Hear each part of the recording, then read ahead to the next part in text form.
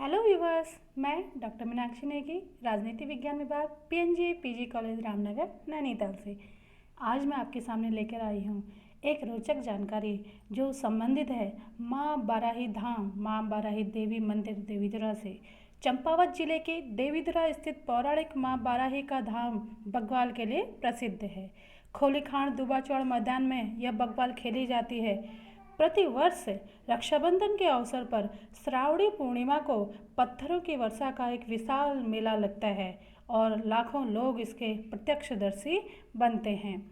मान्यता है कि पूर्व में नर बलि दिए जाने का रिवाज था, लेकिन जब चम्याल खान की एक वृद्धा की बारी आई तो उसका एक अकेला पौत्र था और उसकी बलि दिए जाने पर वंशनाश के डर से वृद्धा ने माँ बाराही देवी की तपस्या की और उनकी तपस्या से खुश होकर माँ बाराही देवी ने उनकी इस सलाह को मान लिया कि पाषाण युद्ध के द्वारा एक व्यक्ति के बराबर रक्त अर्पित किया जाएगा। एक और किस्सा भी इस मेले से संबंधित है कि ब्रिटिश शासन में लगान से मुक्ति के लिए अंग्रेजों और स्थानीय लोगों के द्वारा पाषाण युद्ध खेला गया था। पाषाण युद्ध से पूर्व फर्रे के साथ रणकुंवारे मंदिर की परिक्रमा करते हैं और प्रस्तुत चित्र में आप ये फर्रों को, जिसे ढाल के रूप में प्रयोग किया जाता है, देख सकते हैं और फूलों से इनको सजाया जाता है और स्थानीय स्तर पर ही इन फर्रों का निर्माण किया जाता है। फल फूल आसमान में जब बरसते हैं तो स्थानीय श्रद्धालुओं का और लोगों का, रणकुंवारों का मानना है कि वे भी पत्थर का रूप ले लेते हैं। इससे पूर्व वर्तमान में फल फूलों से यह युद्ध किया जाता है, लेकिन पूर्व में केवल पत्थरों के द्वारा ही पाषाण युद्ध खेला जाता था, लेकिन बाद में इसको फल फूलों से खेला जाने लगा।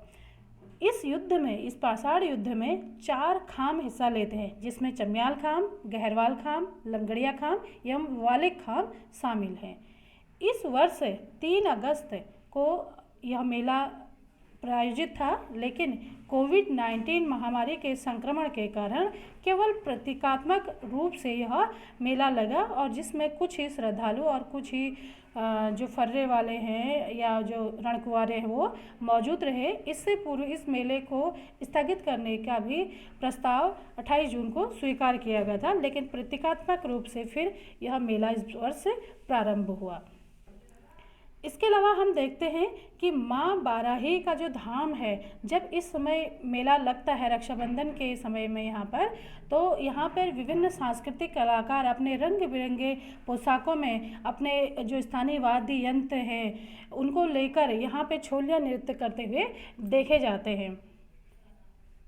स्थानीय झोड़ा चासरी भी यहाँ पर लोगों के द्वारा खेला जाता है और विभिन्न सांस्कृतिक सांस्कृतिक गतिविधियों का केंद्र यह स्थान इस आषाढ़ी मेले के समय पर रहता है। रक्षाबंधन का जो ये मेला लगता है, स्थानीय लोग इसे आषाढ़ी कौतिक भी कहते हैं।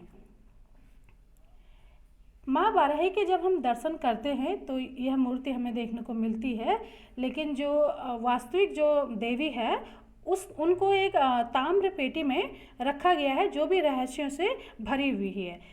जो पुजारी इसका जब स्नान कराते हैं ताम्र पेटी में रखी हुई मैया को, तो उनका मानना है कि एक इंसान की तरह हम उनको महसूस कर सकते हैं, लेकिन नग्न आँखों से उनको देखना मना है। अगर कोई नग्न आँखों से उनको देखने का प्रयास करता है तो वो अंधा हो जाता है।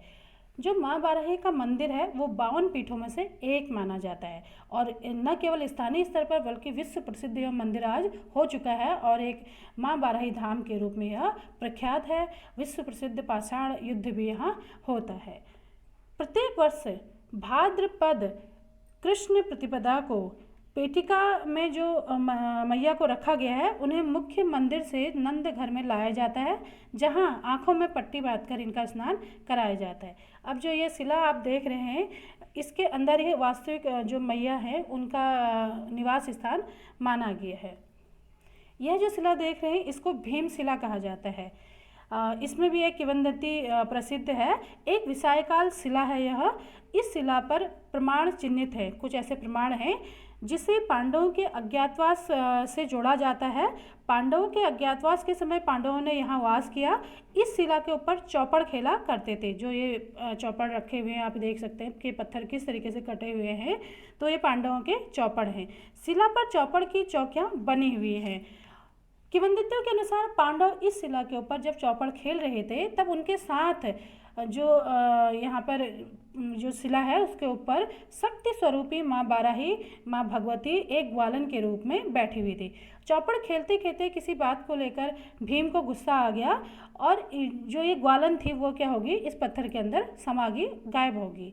जब भीम ने देखा कि ग्वालन यहाँ पर नहीं है तो उन्होंने क्या किया, इस पत्थर को बीच में काट दिया। और अभी भी आप महसूस कर सकते हैं जब इस पत्थर को बजाएंगे तो अंदर से खोखली महसूस होती है।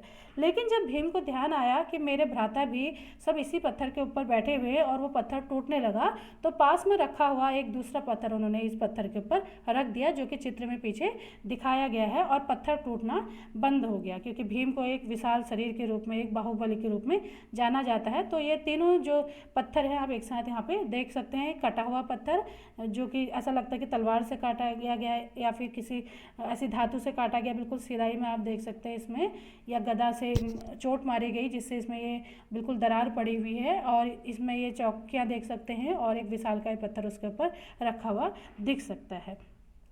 इसके अलावा हम देखते हैं कि 2013 तक एक यहाँ पर पशु बलि भी प्रसिद्ध थी, और उसके बाद पीपुल्स एनिमल नामक गैर सरकारी जो संस्था थी, उनकी जो गीता मौलखी थी, उनकी ओर से उच्च न्यायालय में, उत्तराखंड के हाईकोर्ट में एक रिट दायर की गई। और उसके फैसले के बाद मंदिर में पशु बलि के रूप में जो अठवार दी जाती थी उस पर रोक लगाई गई। अठवार का मतलब है अष्ट बलि, जिसमें एक भैंसा और 6 बकरियां और एक नारियल अर्पित किया जाता था माँ महारे को खुश करने के लिए या फिर मनोकामना पूर्ण होने पर। आज भले ही जो मेले का स्वरूप है, बग्वाल युद्ध का स्वरूप है, या जो श्रद्धा के रूप में अष्ट बलि जो चढ़ाई जाती थी उसका स्वरूप बदल चुका हो, लेकिन लोगों की आस्था इस मंदिर के प्रति बिल्कुल भी कम नहीं हुई है। आज भी पहले से कहीं ज़्यादा श्रद्धालु इस धाम में माँ बाराही का दर्शन करने के लिए आने के इच्छुक रहते हैं। भले ही इस वर्ष यह शुभ अवसर उन्हें प्राप्त ना हुआ हो, और माँ बाराही की जो ख्याति है वो दूर दूर तक प्रसिद्ध है। आशा है कि आपको यह लेक्चर बहुत अच्छा लगा होगा और आपके ज्ञान में इससे वृद्धि हुई होगी और एक नए धार्मिक स्थल के आपको दर्शन हुए होंगे। अगला वीडियो हम लेकर आएंगे। इसी के साथ यह वीडियो समाप्त होता है। धन्यवाद।